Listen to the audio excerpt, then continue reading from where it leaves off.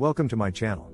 Today, I'm here to talk about how Australia's inflation rate eased during the first 3 months of 2023 and what happened with the Reserve Bank of Australia. Recently, the Australian Bureau of Statistics reported the inflation rate for the first 3 months of 2023, and the headline Consumer Price Index for that period came in at a rate of 7%, in line with economists' predictions.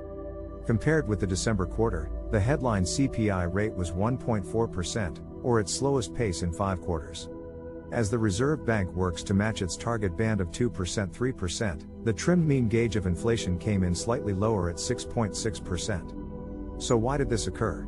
Michelle Marquardt, head of prices statistics at the ABS, noted that while prices still rose for most goods and services, the increases were smaller than recent quarters. This was especially true with energy prices, where ongoing war in Ukraine and unplanned outages at coal-fired power stations affected those prices and led to 22.7% price increases in Melbourne. Prices also increased in all 8 capital cities, whereas typically only Melbourne's prices are reviewed in the March quarter. Inflation was not helped by rising rents, which increased in capital cities to their highest rate since 2010, or food prices, which, while lower than the December quarter, were still significant at 8%.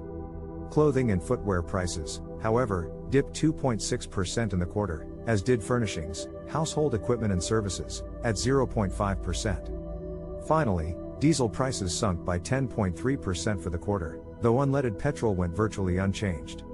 The March inflation figures, or 6.3%, were the final major numbers the Reserve Bank of Australia would use when its board met next Tuesday to decide again on interest rates. Early this month, the bank snapped its record run of 10 consecutive hikes while leaving open the option of another rate increase if additional information such as inflation demanded one. Following the release of the data, investors viewed the prospect of a May rate rise by the RBA as just a 17% chance, with the next move to be a cut.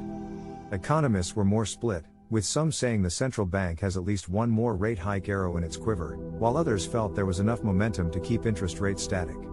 All in all, these inflation rate figures are the latest in a series that signals the Australian economy is in transition, and only time will tell if further increases or cuts are needed. But for at least the next few months, the Reserve Bank has all the information it needs to make an informed decision. Thanks for tuning in, and be sure to like and subscribe for more financial updates from my channel.